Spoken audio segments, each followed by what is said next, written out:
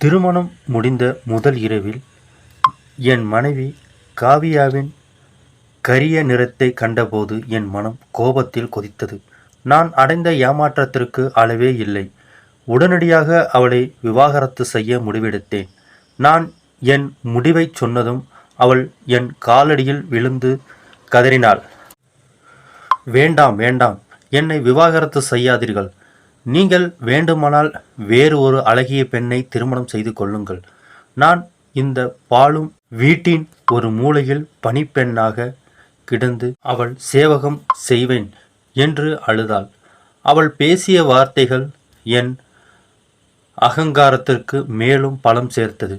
சில நாட்களிலே நான் சமுதாயத்தில் மிக உயரத்தில் இருந்த பேரழகு பொருந்திய லாவண்யாவை திருமணம் செய்து வீட்டுக்கு அழைத்து வந்தேன். முதல் மனைவி காவியா அன்று முதல் வீட்டில் ஒரு சம்பளமில்லா பணிப்பெண்ணாக லாவண்யாவுக்கு சேவை செய்ய தொடங்கினாள். வீட்டில் இருந்த மற்ற அனைவருக்கும் இந்த ஏற்பாடு மகிழ்ச்சி அளித்தது. அவர்களுக்கு ஒரு இலவச வேலைக்காரி கிடைத்துவிட்டாள். வீட்டில் அனைவரும் சந்தோஷமாக இருந்தார்கள், என்னை தவிர. ஒரு இரவு நான் வீட்டின் வாசலில் வெளியே நின்றிருந்தேன், அமைதியான பார்வையுடன். எங்கள் வீட்டின் கதவையே வெறித்து பார்த்து கொண்டிருந்தேன். எனக்குள் ஏனோ உள்ளே செல்ல துணிவு வரவில்லை. அருகில் இருந்த கோவிலில் இருந்து பஜனை சத்தம் லேசாக கேட்டது. நான் வானத்தை பார்த்தேன். குளிர்காலத்தின் மங்கலான வெளிச்சம் இரவு இருளில் விரைவில் மறையத் தொடங்கியது. ஒரு நீண்ட மூச்சை இழுத்து கொண்டேன். எனக்கு விருப்பம் இருக்கிறதோ இல்லையோ, கடைசியில் நான் வீட்டுக்கு சென்றுதான் ஆக வேண்டும். வேறு எங்கு போவது? கதவை திறந்து கொண்டு உள்ளே சென்றேன். வீடு வழக்கம் போல பளபளப்பாக மின்னியது.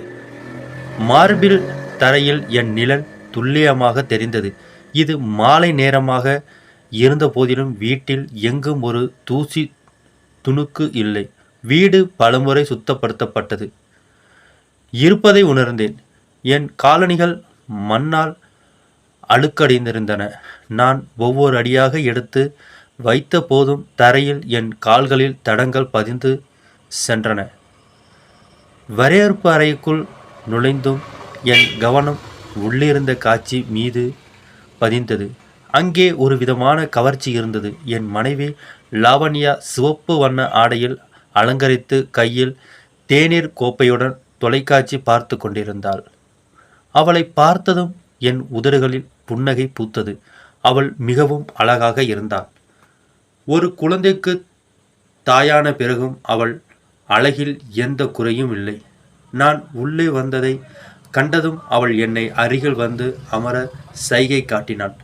சமையலறை நோக்கி திரும்பி காவியா காவியா அரவிந்தனுக்கு ஒரு தேநீர் கொண்டு வா என்று சத்தமாக குரல் கொடுத்தாள். நான் அமைதியாக அவள் அருகில் அமர்ந்தேன். இன்று என் மனம் மிகவும் கலங்கியிருந்தது. என் முகத்தை பார்த்தே என் மனைவி ஏதோ சரியில்லை என்பதை புரிந்து கொண்டாள். அதனால் இங்கிருக்கும் அங்கிருக்கும் விஷயங்களை பேசி என் கவனத்தை திசை திருப்ப முயன்றாள். நானும் ஏதோ ஒரு கவலையில் இருக்கிறேன் என்பதை அவளும் உணர்ந்திருக்கக்கூடும்.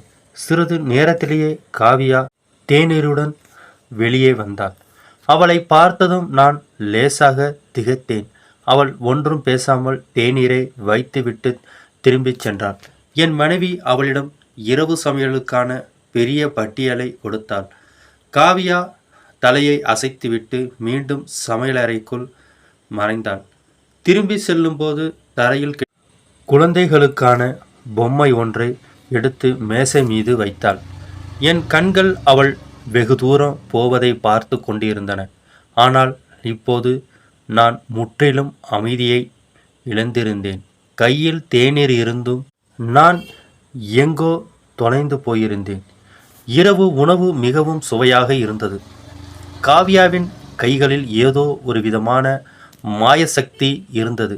என் மனைவி விடாமல் பேசிக்கொண்டே இருந்தாள். நானோ அமைதியாக அவள் பேச்சை லேசாக மட்டும் பதிலளித்தேன். சாப்பிட்டுவிட்டு முடித்ததும் நான் உடனே தூங்க சென்று விட்டேன். தலையில் ஒரு விதமான விசித்திரமான பாரம் அழுத்தியது. இதனால் வெகு நேரம் புரண்டு படுத்து எனக்கு உறக்கம் வரவில்லை. என் மனைவி ஆழ்ந்த உறக்கத்தில் இருந்தாள். உறக்கத்தில் இருந்தும் அவளுடைய அழகிய முகத்தை பார்க்க சங்கட்டமாக இருந்தது. நான் அமைதியாக எழுந்து வெளியே வந்தேன். அறைக்குள் சும்மா அங்கும் இங்கும் சுற்றி கொண்டிருந்த போது என் காதுகளில் ஒரு விசித்திரமான மிகவும் ஒடுக்கப்பட்ட சத்தம் கேட்டது. என் கால்கள் என்னை அறியாமல் அந்த சத்தம் வந்த திசையை நோக்கி திரும்பி சென்றேன். அந்த அறையின் கதவு லேசாக திறந்திருந்தது. மெதுவாக கதவை தொட்டு திறந்தேன். உள்ளே நான் கண்ட காட்சி என் உதடுகளில் இருந்து ஒரு ஒடுக்கப்பட்ட அலறலை கிளப்பியது. நான் கண்ட பிறகு என்னால் என் கட்டுப்பாட்டை காத்துக்கொள்வது என்பது இயலாத காரியமாக இருந்தது. இதுதான் இன்று காலை முதல் என் மனதை அமைதியிழக்கச் செய்த விஷயம். என் மீது தொற்றிக்கொண்ட அனமதேய பயம். அது இன்று நான் அந்த பயத்தை சொந்த கண்களால் யதார்த்தத்தில் கண்டதை கண்டும் நடுங்கினேன். பின் தங்கிய காலடிகளிலும் ஒரு மீண்டும் என் அறைக்கு வந்தேன். என் சுவாசம் நிற்கவில்லை. இந்த குளிர்ந்த காலநிலையிலும் என் உடலில் வியர்வையை தாரைகள் வழிந்தோடின. நான் அணிந்திருந்த ஆடைகள் என் உடலை உறுத்தின. என் இதயம் பலமாக துடித்தது. கண்ணீர் நிற்காமல் வழிந்து கொண்டிருந்தது. இந்த இரவின் அமைதியில் ஒரு பலமான ஆண் நான் அழுது கொண்டிருப்பதை பார்த்தால் என்ன நினைப்பார்கள் என்று தெரியவில்லை. ஆனால் உண்மை என்னவென்றால் என் கடந்த காலம்தான் என்னை முழு வலிமையுடன் ஒழுக்கிக் கொண்டிருந்தது. என் வாழ்க்கையை தலைகீழாக மாற்றிய 3 ஆண்டுகளுக்கு முந்தைய அந்த சம்பவத்தை என்னால் மறக்க முடியவில்லை. 3 ஆண்டுகள் முன் நான் இங்கிலாந்தில் படித்துவிட்டு திரும்பியவன். அதனால் என் ஆண்மையில் ஒரு தனி மிடுக்கும் இருந்தது. என் இருப்பு காற்றில் மிதந்தது போல எனக்கு தோன்றியது. ஒட்டுமொத்த குடும்பத்திலும் என்னுடன் ஒப்பிடக்கூடிய எந்த ஒரு பயனும் இல்லை.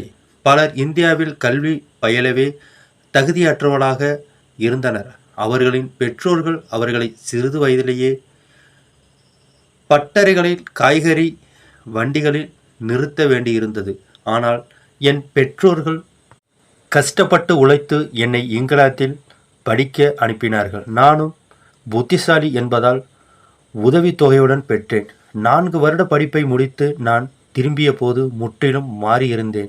நான் திரும்ப மகிழ்ச்சியில் அம்மா முழு உறவினர்களும் விருந்துக்கு அழைத்திருந்தார். வீட்டிலிருந்த பெண்கள் என் நெற்றியை முத்தமிட்டு எனக்கு ஆசிர்வதித்தனர். எல்லாம் எனக்கு புரிந்தது. பெண்கள் மறைந்து நின்று என்னை பார்த்து கொண்டிருந்தனர்.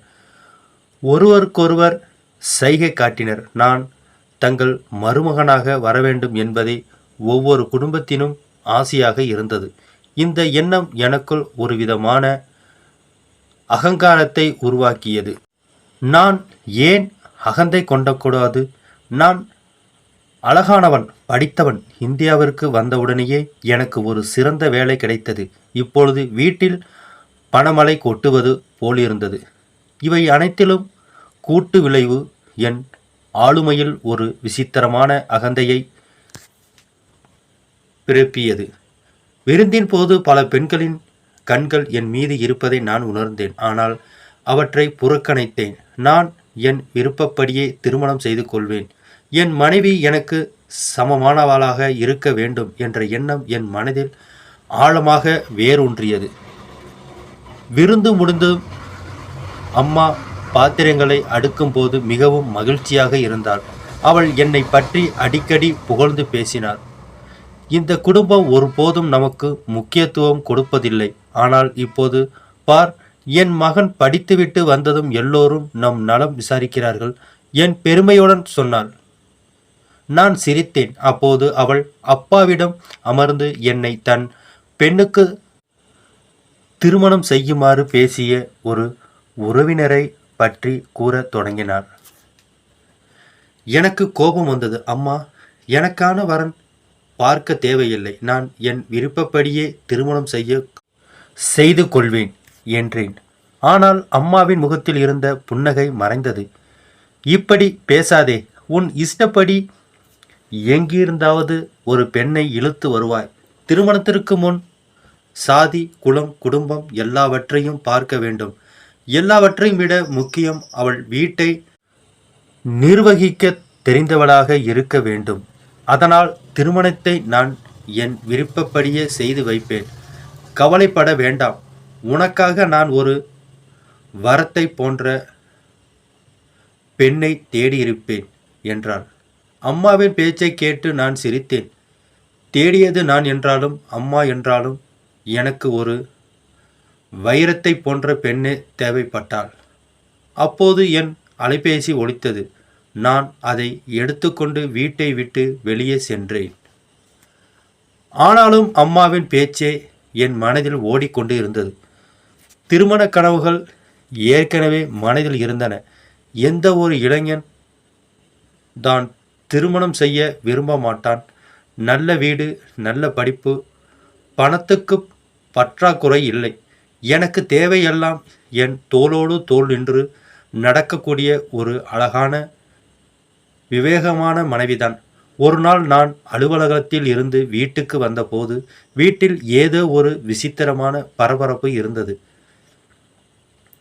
நான் என் அறைக்குள் சென்றபோது ஒரு பெண்மணி அமர்ந்து இருப்பதை கண்டேன்.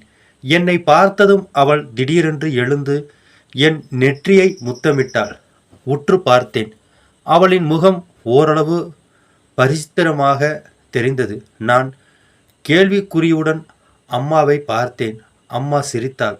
இவள் உன் அத்தை, வேறு நகரத்தில் வசிக்கிறாள். நீ இங்கிலாந்தில் இருந்து திரும்பிய செய்தி அறிந்து உன்னை பார்க்க வந்திருக்கிறாள் என்றாள். அம்மா சொன்னதும் புரிந்து கொண்டவனாக தலை அசைத்தேன். அத்தை என்னுடன் மிகுந்த பாசத்துடன் பழகினாள். அவளுடன் அவள் கணவரும் வந்திருந்தார். அவரும் நல்லவராக தெரிந்தார். அவர்கள் முகத்தை பார்த்தாலே அவர்கள் அதிகம் வசதி படைத்தவர்கள் இல்லை என்பது தெரிந்தது. உடைகள் எளிமையானவை, ஆனால் சுத்தமாக நேர்த்தியாக இஸ்திரி செய்யப்பட்டிருந்தன. அப்பா அவரிடம் மிகவும் அன்பாக பேசி கொண்டிருந்தார். அம்மாவும் மீண்டும் மீண்டும் உணவுப் பொருட்களை அவர்கள் முன் வைத்து கொண்டே இருந்தார்கள். இது எனக்கு சற்று விசித்திரமாக இருந்தது. ஏனென்றால் அம்மா தன் மாமியார் வீட்டை சேர்ந்தவர்களை ஒருபோதும் இவ்வளவு உபசரித்தது இல்லை. நான் தோள்களை குலுக்கிக் கொண்டு என் அறைக்கு சென்றேன். வெளியே நீண்ட நேரம் பேச்சுவார்த்தை தொடர்ந்தது. எல்லோரும் சிரித்து கொண்டிருந்தனர். மறுநாள் காலையில் நான் வேலைக்கு சென்றேன். நான் திரும்பி வந்தபோது அம்மா மிகவும் மகிழ்ச்சியாக இருந்தாள். அவள் இங்கே வந்ததற்கு காரணம் என் அத்தை தனது மகனை எனக்கு வரனாக கொடுக்க விரும்பிய விஷயம்தான். நான் அகங்காரத்துடன் சிரித்தேன். மக்கள் இப்பொழுது தாமாகவே என்னிடம் வந்து தங்கள் பெண் பிள்ளைகளுக்கு வரன் பேச வந்தார்கள். அம்மா மிகவும் மகிழ்ச்சியாக இருந்தாள். இந்த வரனுக்கு அவள் சம்மதம் தெரிவித்தாள். ஆனால் எனக்கு சற்று தயக்கம் இருந்தது. நான் அந்த பெண்ணை பார்க்கவும் சந்திக்கவும் விரும்பினேன். என் கருத்தை நான் அம்மாவிடம் சொன்னபோது அவள் சிரித்தது. அடடா, கவலைப்படாதே, நான் அவளை பார்த்துவிட்டேன். அவள் மிகவும் அழகாக இருக்கிறாள். உன் எதிர்பார்ப்புகள் அனைத்தையும் அவள் பூர்த்தி செய்வாள். அவர்கள் வேறு நகரத்தில் வசிக்கிறார்கள். மேலும் அவர்கள் ஏழைகள். அதனால் அங்கேயே போய் பெண்ணை பார்ப்பது சாத்தியமில்லை. நான் திருமணத்தை விரைவில் முடித்துவிட வேண்டும். என் முதிர்ந்த எலும்புகளில் இப்போது உன் கொஞ்சம் நளினங்களை பொறுத்து கொள்ளும் சக்தி இல்லை. உன் மனைவி வருவாள். அவள் உன் செல்வத்தை கவனித்துக் கொள்வாள் என்றாள். அம்மாவின் பேச்சை கேட்டபோது என்னால் மறுக்க முடியவில்லை. என் அம்மாவுக்கு ஒன்றும் பிடிப்பது கடினம் என்பது எனக்கு தெரியும். மாமியார் வீட்டில் இருக்கும் ஏதோ ஒரு விஷயம் அவளை பெருமைப்பட வைத்திருந்தால் அந்த பெண் நிச்சயமாக நல்லவளாகத்தான் இருப்பாள். நான் திருமணத்துக்கு சம்மதம் தெரிவித்தேன். உடனே வீட்டில் திருமண ஏற்பாடுகள் தொடங்கின. வருங்கால மனைவியுடன் பேச ஏதாவது ஒரு காரணத்தை உண்டாக்க நான் மிகவும் முயற்சி செய்தேன். ஆனால் அவளிடம் அலைபேசி கூட இல்லை. என்றும் அவள் யாரையும் இப்படி சந்திக்க மாட்டாள் என்றும் தெரிந்தது.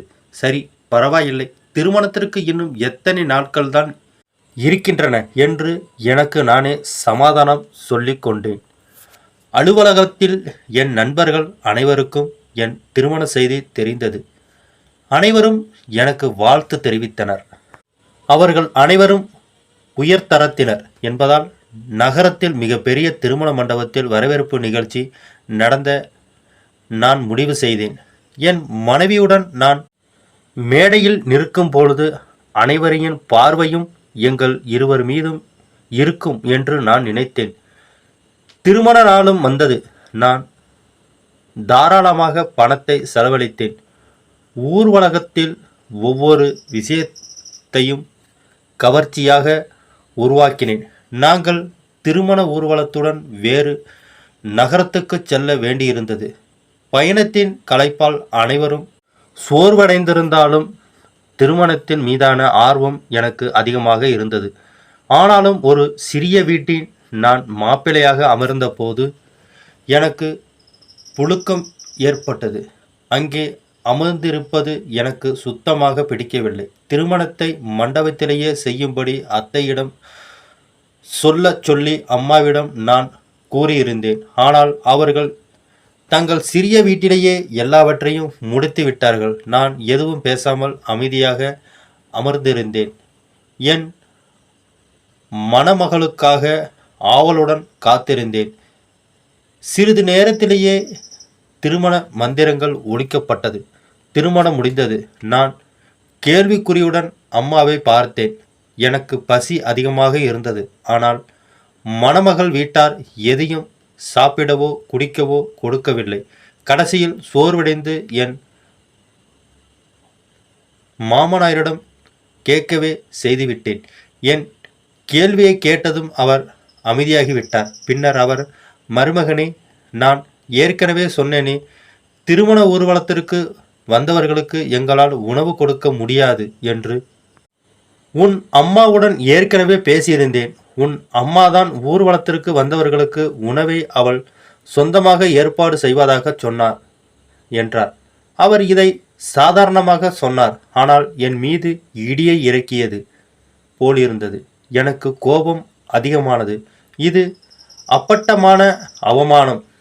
என்னுடன் வந்திருந்த விருந்தினர்கள் எங்கே அங்கே என்று உணவை தேடிக் கொண்டிருந்தார்கள். என் முகம் வெட்கத்தால் சிவந்து போனது. மாமியார் வீட்டின் மீது என் மனதில் ஏற்பட்ட முதல் கசப்புணர்வு இதுதான். நான் அமைதியாக எழுந்து நிசப்பத்தின் ஓலம் என் அறைக்கு திரும்பி வந்தேன். என் சுவாசம் நிற்காமல் வியர்வையை தாரைகள் வழிந்து ஓடின. என் இதயம் பலமாக துடித்தது. கண்ணீர் நிற்காமல் வலியத் தொடங்கியது. என் கடந்த காலம்தான் என்னை முழு வலிமையுடன் உழுக்கக் கொண்டிருந்தது.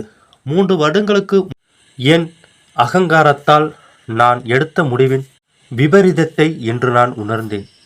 என் மனைவி லாவண்யா தன் அழகுக்காக மட்டுமே என்னால் தேர்ந்தெடுக்கப்பட்டவ. அவளே வீட்டின் வேலைகளை ஒருபோதும் செய்யவில்லை.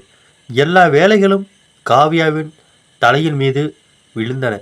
நான் அறைக்கதவை திறந்து கண்ட காட்சி என் ஆன்மாவையே உலுக்கியது. அந்த ஒடுக்கப்பட்ட சத்தம் சமையலறையில் இருந்து வந்தது. கதவை திறந்து எட்டி பார்த்தேன். காவ்யா தரையில் அமர்ந்திருந்தாள். அவளுடைய முகத்தை இருள் சூழ்ந்திருந்தது.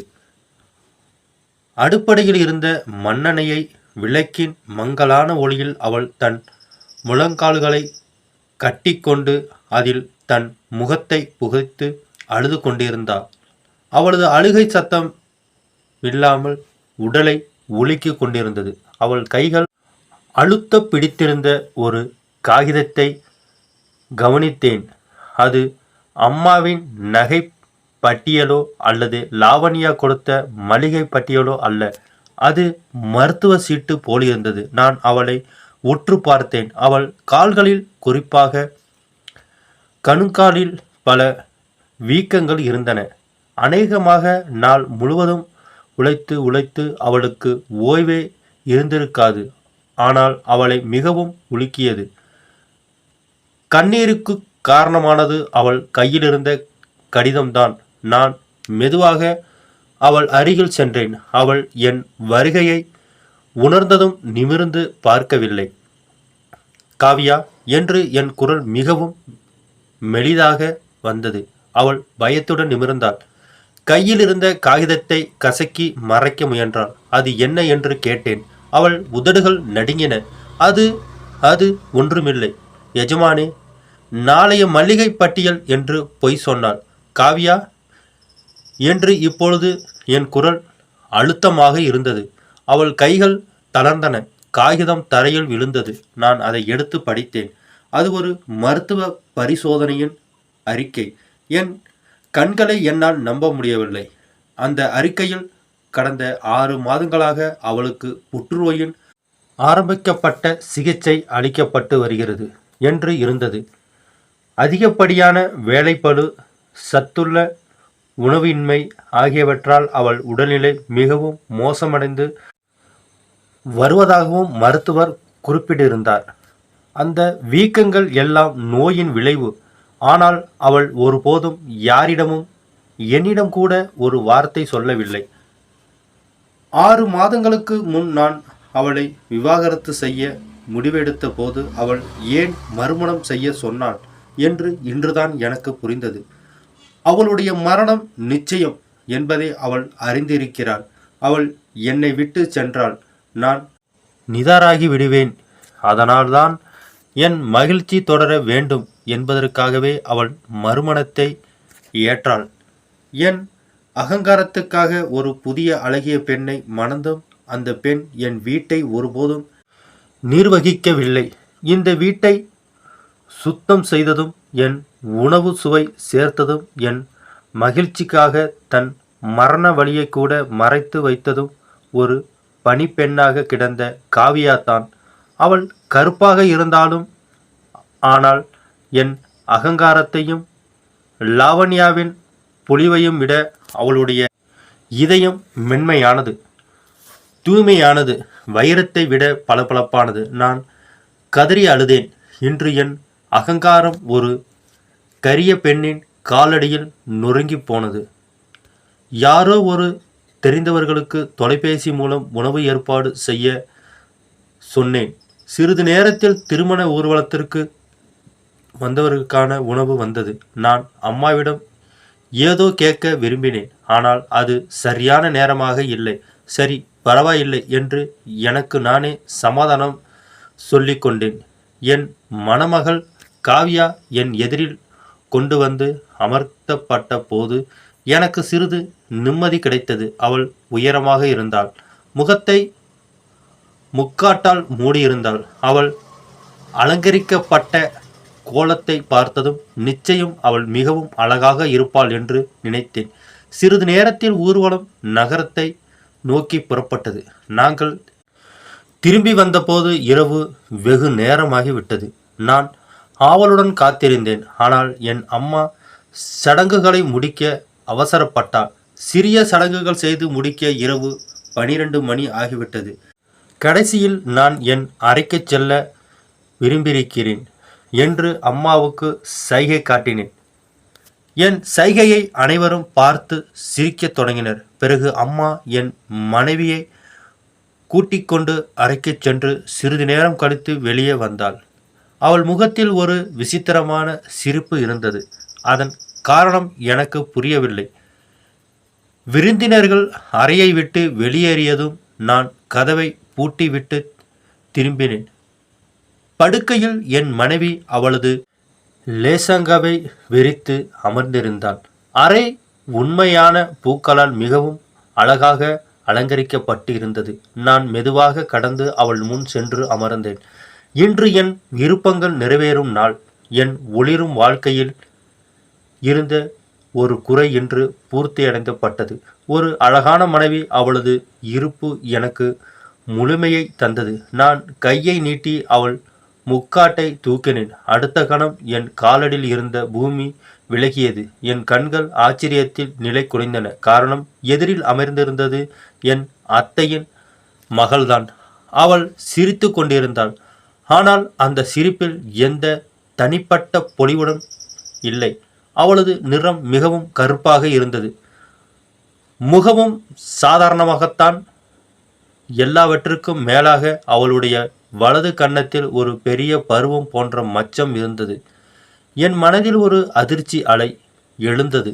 அவள் அமைதியாக அமர்ந்திருந்தாள்.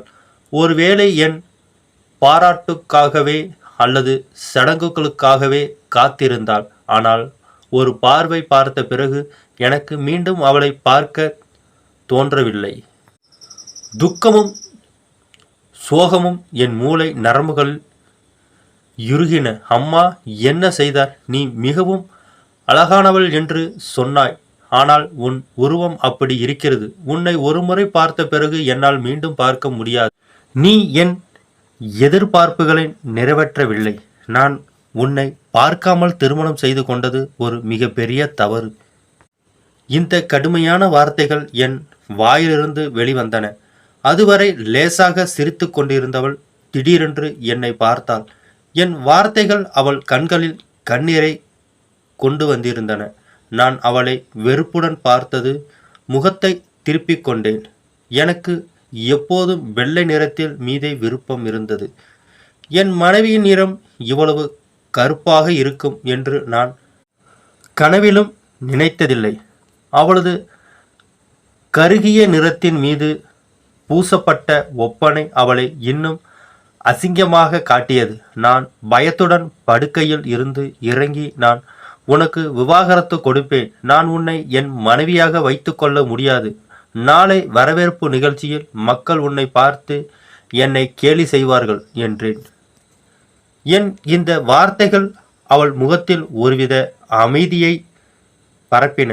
அவள் திடீரென்று படுக்கையில் இருந்து இறங்கி என் கால்களை பிடித்தாள். வேண்டாம் அரவிந்தன், தயவு செய்து எனக்கு விவாகரத்து கொடுக்காதீர்கள். என் தாய் தந்தையர் மிகவும் ஏழைகள். இந்த கவலை அவர்களுக்கு ஒரு மலை போல் இருக்கும். நான் அழகற்றவளாக இருந்தால் அதில் அவர்களின் தவறு என்ன? நான் உனக்கு எல்லா சந்தோஷங்களையும் கொடுப்பேன். தயவு செய்து என்னை பிரித்து விடாதே என்று அவள் நடுங்கிக் கொண்டே அழுதாள். ஆனால் அவளது அடர்ந்த கரிய நிற கைகள் என் வெள்ளையான கால்கள் மீது வைக்கப்பட்டிருந்தது. மிகவும் விசித்திரமாக தோன்றியது. நான் பின்வாங்கினேன். தலையில் இருந்த பாகைகளை தூக்கி எறிந்தேன். அறையில் உள்ள ஒவ்வொரு பொருளையும் உடைத்து தெறிக்க என் மனம் விரும்பியது. அவள் விம்பி விம்பி அழுதாள். திடீரென்று எழுந்தாள். உனக்கு என் அழகு பிடிக்கவில்லை என்றால் நீ இரண்டாவது திருமணம் செய்து கொள். நான் உன்னை ஒருபோதும் தடுக்க மாட்டேன். என் பெயரை மட்டும் என்னிடமிருந்து பறித்து விடாதே. நான் இதே வீட்டில் ஒரு மூலையில் இருப்பேன். உனக்கு சேவை செய்வேன். நான் உன் மீது மிகவும் அன்பு வைத்திருக்கிறேன். உன்னை விட்டு என்னால் இருக்க முடியாது என்றாள். அவளது இந்த வார்த்தைகள் என் மனதில் வெறுப்பின் மற்றொரு அலையை எழுப்பின. அவளுடன் எந்த உறவும் வைத்து கொள்வது எனக்கு இப்போது சகிக்க முடியாததாக இருந்தது. ஆனால் என்னால் எதுவும் செய்ய முடியவில்லை. நீண்ட நேரம் அறைக்குள் சுற்றித் திரிந்த பிறகு நான் கதவை திறந்து வெளியே சென்றேன். அம்மா வெளியே சோபாவில் அமர்ந்திருந்தார். நான் வெளியே வந்தபோது அவள் முகத்தில் மீண்டும் சிரிப்பு வந்தது. இந்த நேரத்தில், அதுவும் இன்று இரவு நான் ஏன் வெளியே வந்தேன் என்று அவள் என்னை கேட்கவே இல்லை. அவள் அமைதியாக அமர்ந்து உருட்டி கொண்டிருந்தாள். நான் வீட்டை விட்டு வெளியேறிவிட்டேன். எவ்வளவு நேரம் தெருவில் அலைந்தேன் என்று தெரியவில்லை. கடைசியில் நான் என் விருப்பப்படி ஒரு அழகான பெண்ணையே திருமணம் செய்வது என்று தீர்மானித்தேன். மறுநாள் வரவேற்பு நிகழ்ச்சி இருந்தது. அவள் தன் முகத்தில் முக்காட்டை தூக்க கூடாது என்று அவளிடம் கண்டிப்புடன் சொல்லியிருந்தேன். அந்த பாவம் என் பேச்சை கேட்டாள். விருந்து முழுவதும் வரவேற்பில் மணமகள் முக்காடு போடுவது இல்லை என்று மக்கள் பேசினார்கள். ஆனால் அம்மா அனைவரையும் சமாதானப்படுத்தினார். என் மனம் அவளை விட்டு முற்றிலும் விலகிவிட்டது. திருமணத்திற்கு பிறகு விருந்துக்கள் தொடங்கிய போது நான் ஒரு காரணத்தை கூறி எல்லா இடங்களிற்கும் செல்வதை தவிர்க்க தொடங்கினேன். மறுநாள் நான் வேலைக்கு செல்ல ஆரம்பித்தேன். ஆனால் என் நெருங்கிய நண்பன் சஞ்சய் ஏதோ புரிந்து கொண்டான். என்னைப் போல் சுற்றுலாவில் ஆர்வம் கொண்ட ஒருவன். திருமணத்தின் மறுநாள் வேலைக்கு செல்வது அவனுக்கு உறுத்தியது. அன்று இரவு என்னை அவன் வீட்டுக்கு உணவளித்த அழைத்தான். நான் தவிர்க்க முயன்றேன். ஆனால் அவன் உறுதியாக மறுத்துவிட்டான். அடே, திருமணமான மறுநாள் யார் வேலைக்கு செல்வார்கள்? நீ தேனிலவுக்கும் போகவில்லை. இப்போது உன் மனைவியை கூட்டிக் கொண்டு என் வீட்டுக்கு சாப்பிட வர வேண்டும் என்றான். என் சோர்ந்த முகத்தை பார்த்து அவனுக்கு எல்லாம் புரிந்துவிட்டது. விருப்பமில்லாமலோ அன்று மாலை நான் என் மனைவியை கூட்டிக் கொண்டு அவர்கள் வீட்டுக்கு சென்றேன். சாதாரணமான முகம் கொண்ட அந்த பெண்ணுடன் நான் வருவதை பார்த்தபோது என் நண்பர்கள் இருவரும் என் முகம் ஏன் சோகமாக இருக்கிறது என்று புரிந்து கொண்டனர். என் நண்பனின் மனைவி வீட்டில் பலவிதமான சுவையான உணவுகளை தயார் செய்திருந்தார். அவனுடைய குடும்பத்தினர் என்னை சொந்த குடும்ப உறுப்பினர்களாகவே கருதினார்கள். இதுதான் நான் அவர்களுக்கு சந்தித்த முதல் தடவை. சஞ்சய் என்னை சாப்பிட அமரச் சொன்னான். ஆனால் நான் சிறிது நேரம் அப்படியே நின்றிருந்தேன். அவனுடைய தங்கை லாவண்யா உணவு மேசையை அலங்கரித்து கொண்டிருந்தாள். அவளை பார்த்த நான் கண்களை அகற்ற மறத்தேன். அவள் மிகவும் அழகாக இருந்தாள். சொர்க்கத்தின் தோட்டத்தில் இருந்து நேரடியாக பூமிக்கு வந்த போல அவளது நீண்ட சுருள் முடி, மென்மையான முகம் மற்றும் மென்மையான சருமம் என் மனதிலும் தலையிலும் ஆழமாக பறித்தன. நான் இப்படிப்பட்ட பெண்ணையே திருமணம் செய்ய வேண்டும் என்று நினைத்தேன். என் பார்வையை அவள் உணர்ந்தபோது அவள் என்னை பார்த்து அவள் முகத்தில் வெட்கம் பரவியது. என் மனம் பித்து பிடித்தது. எந்த சூழ்நிலையிலும் நான் அவளை திருமணம் செய்து கொள்ள வேண்டும்.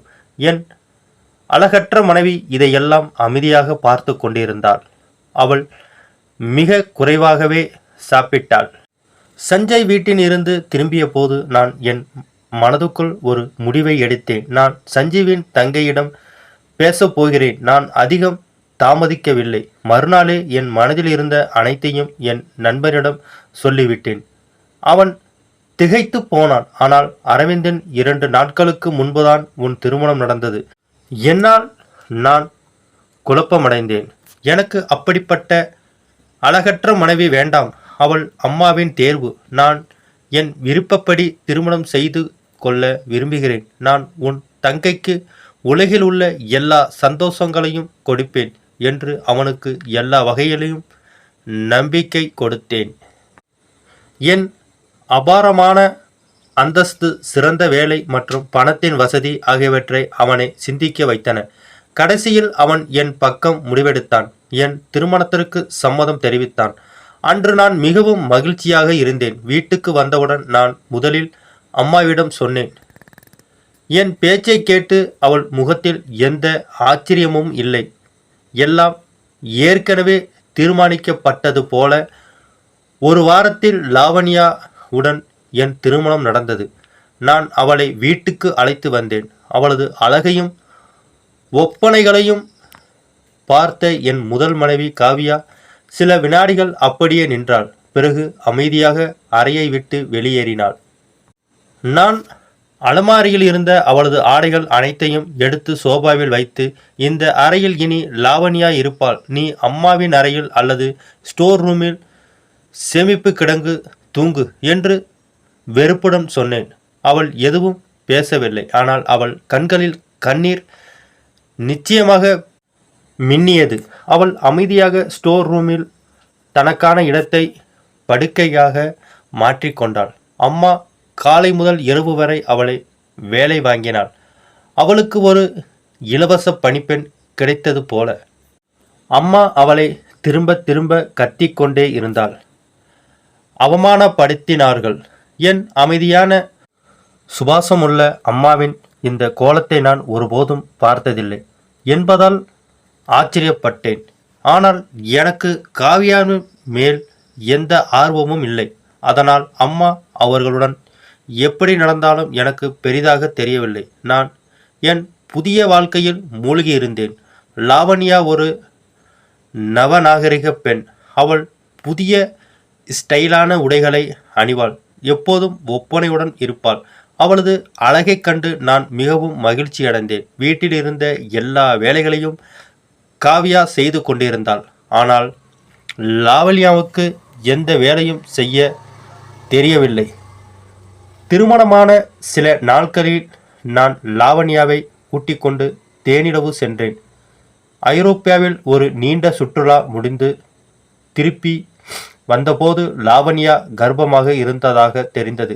என் வாழ்க்கை இப்போது முழுமையாக நோக்கிச் சென்று கொண்டிருந்தது. நான் மிகவும் மகிழ்ச்சியாக இருந்தேன். ஒரு விஷயம்தான் உறுத்தியது. வீட்டில் அமைதியாக சுற்றும் காவியா இப்பொழுது எனக்கு ஒரு நிழல் போல் தோன்ற ஆரம்பித்திருந்தாள். அவள் ஒருபோதும் எதுவும் பேச மாட்டாள். பலமுறை அம்மா அவளை அடித்தாள். ஆனால் அவள் அமைதியாக எல்லாவற்றையும் பொறுத்து கொண்டாள். ஒருமுறை பால் சிந்தியதால் அம்மா அவளை கோலால் மிகவும் அடித்தாள். அவள் விம்பி விம்பி அழுதாள். அப்போதும் அவள் வாயிலிருந்து ஒரு புகார் கூட வரவில்லை. அன்றைய தினம் என் மனதில் ஒரு விசித்திரமான அமைதியின்மை ஏற்பட்டது. நான் வேலையில் இருந்தாலும் அவளது புகாரால் நிரம்பிய பார்வைகள் எனக்கு எல்லா இடத்திலும் தெரிந்தன.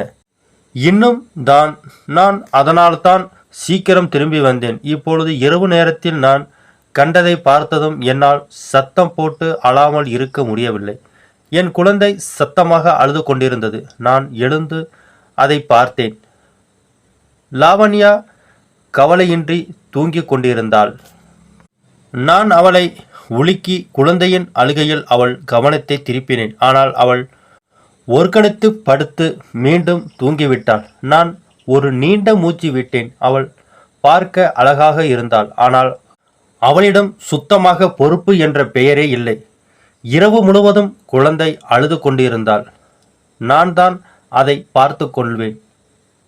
குழந்தைக்கு பால் கொடுத்துவிட்டு நான் அறையை விட்டு வெளியே வந்தேன். என் கால்கள் மீண்டும் அதே அறையை நோக்கி திரும்பின. சிறிது நேரத்திற்கு முன்பு நான் அந்த காட்சியை கண்ட இடம். இந்த முறை ஸ்டோர் ரூமில் கதவு திறந்திருந்தது. எதிரில் காவியா அமர்ந்து சத்தமாக அழுது கொண்டிருந்தாள். அம்மா இன்னும் அவளுக்கு முன்னால் நின்று கொண்டிருந்தாள். பார்த்தாயா, உன் அம்மா திருமணத்திற்கு பிறகு என்னிடம் என்ன செய்தாரோ அதற்கு நான் எப்படி பழி வாங்கினேன் என்று உன் முகத்தை பார்த்ததுமே எனக்கு தெரிந்துவிட்டது. என் மகன் உன்னை ஒருபோதும் ஏற்றுக்கொள்ள மாட்டான் என்று. அதனால்தான் நான் வேண்டுமென்றே உனக்கு அரவிந்துடன் திருமணம் செய்து வைத்தேன். இப்போது பார், நீ எந்த வீட்டில் ஒரு குப்பையைப் போல கிடைப்பாய். உன் அம்மாவின் மனதில் ஏற்படும் துயரத்திலிருந்து எனக்கு மிகுந்த திருப்தி கிடைக்கும். நள்ளிரவில் இங்கே உட்கார்ந்து நீ மாலை உருட்டுவதால் என்ன சாதிக்கப் போகிறாய்? மிக பெரிய துறவியாக ஆக வேண்டும் என்று கனவு காத்திருக்கிறாயா? சரி, எழுந்து எனக்கு சூடான பால் தயார் செய். இப்படி கூறி அம்மா அவளை பலமாக உதைத்தாள். அவள் மீண்டும் விம்பினாள். அமைதியாக தன் இடத்தை விட்டு எழுந்து நின்றாள். என் மீது ஒரு மலையை சரிந்தது போலிருந்தது.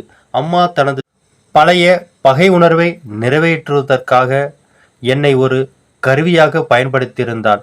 அத்தை அவளுடன் என்ன செய்தாள் என்று எனக்கு தெரியாது. ஆனால் இதில் காவ்யாவுக்கு எந்த தவறும் இல்லை. அவள் என் அருகில் அமைதியாக கடந்து சென்று காத்திருந்தாள். அவள் ஒரு பார்வை என் மீது விழுந்தது. நான் நடுங்கினேன். அவள் அமர்ந்து கடவுளிடம் என்னை பற்றி புகார் செய்தாள். என் விதி என்னவாகும் என்று கடவுளுக்கே தெரியும். அலுவலகத்தில் இருந்தவர்கள் மாறுவது போல் தோன்றியது. என் மீது திரும்ப திரும்ப என் மேலதிகாரியிடம் புகார்கள் வந்தன. என் குழந்தை நாள் முழுவதும் அனாதையைப் போல கிடந்தது. லாவண்யா தன் அழகு மற்றும் அலங்காரத்தில் மூழ்கியிருந்தாள். காவ்யா அங்கிருந்து வெளியேற தயாராக இருந்தாள். ஆனால் நான் அவளது கையை பிடித்தேன். இந்த இரவு நேரத்தில் நீ என் மனைவியின் இப்படி நடந்து கொள்ள முடியாது அம்மா. இன்று நான் கேட்ட பிறகு இந்த பாவத்தை தன் தலையில் ஏற்றுக்கொள்வது எனக்கு சம்மதமில்லை. இன்று முதல் காவ்யாவுக்கு நான் என் மனைவியின் அந்தஸ்தை கொடுப்பேன். அவள் இனி ஸ்டோர் ரூமில் அல்ல, வேறு ஒரு அறையில் இருப்பாள். இந்த 2 மனைவிகளுக்கும் நீதி வழங்குவது இப்போது என் பொறுப்பு என்று நான் கைகளை உயர்த்தி அம்மாவின் சொன்னேன். அவள் முகத்தில் இருந்த நிறம் பறந்து போனது. ஆனால் ஏன் என்று தெரியவில்லை. என் மனதில் ஒரு விசித்திரமான அமைதி ஏற்பட்டது. காவியாவின் கண்ணீருடன் கூடிய கண்களில் ஒரு அசாதாரணமான மகிழ்ச்சி மின்னியது. அவள் முகத்தில் ஒரு புன்னகை இருந்தது. நான் அவளை உற்று பார்த்தேன். அவளது துப்பட்டா லேசாக விலகி இருந்தது. அவளது முகத்தில் ஒரு களங்கமற்ற நிழல் இருந்தது. அவள் மிகவும் அழகாக இல்லை, ஆனால் அழகற்றவளாகவும் இல்லை. நான் மெதுவாக அவளது கைகளை பிடித்து என் அறைக்கு அழைத்துச் சென்றேன். விடிந்ததும் என் 2 மனைவிகளுக்கும் சம உரிமை கொடுத்தேன் என்று அறிவித்தேன். லாவண்யா முதலில் மிகவும் அழுதாள், கத்தினாள். ஆனால் பிறகு அமைதியானாள். ஏனென்றால் என் சொத்துக்களை இழக்க அவள் விரும்பவில்லை. மற்றும் காவியா, அவள் மிகவும் மகிழ்ச்சியாக இருந்தாள். அவள் உட்காரும் போதும் எழும்போதும் கடவுளுக்கு நன்றி சொல்வதை நிறுத்தவே இல்லை. வீட்டில் இருந்த எல்லா வேலைகளையும் அவள் இன்னும் செய்து கொண்டிருந்தாள். ஒரே ஒரு வித்தியாசம் என்னவென்றால், இப்போது அவள் கண்களில் கண்ணீர் இல்லை, மாறாக ஒரு தொடர்ச்சியான சிரிப்பு துடித்து கொண்டிருந்தது. அவளது துணையுடன் வாழ்ந்தபோதுதான் உண்மையான மகிழ்ச்சியை தரும் மனைவி எப்படி இருப்பாள் என்று எனக்கு புரிந்தது.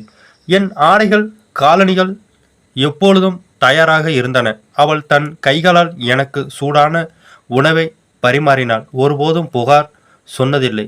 இப்போது நான் அவளுக்கு இழைத்த அநீதிக்கு நிச்சயமாக பிரார்த்தனை சித்தம் செய்ய வேண்டும் என்று என் மனதுக்குள் தீர்மானித்தேன். கதை தரும் நீதி: உண்மையான மகிழ்ச்சியும் உண்மையான உறவும் அழகு மற்றும் தோற்றத்தை மற்றும் அடிப்படையாக கொண்டவை அல்ல. அவை அன்பு, அர்ப்பணிப்பு மற்றும் சேவையின் மூலமாகவே உருவாக்கப்படுகின்றன. ஒரு மனிதன் தனக்குள் இருக்கும் தவறுகளை தானாகவே ஆராய்ந்து அவற்றை ஏற்றுக்கொண்டு அவற்றை திரித்துக் கொள்ள முடிவெடுக்கும் போதுதான் அவன் உண்மையிலேயே தனக்கும் மற்றவருக்கும் நீதி வழங்குகிறான். காவ்யாவை போன்ற ஒரு மனைவிக்கு மரியாதை மற்றும் அன்பு கிடைத்த போது அரவிந்தின் உண்மையான அழகு வெளிப்புற வடிவத்தில் இல்லை, ஆனால் தியாகம், சேவை மற்றும் புன்னகையில் காணப்படும் இதயத்தில் உள்ளது என்பதை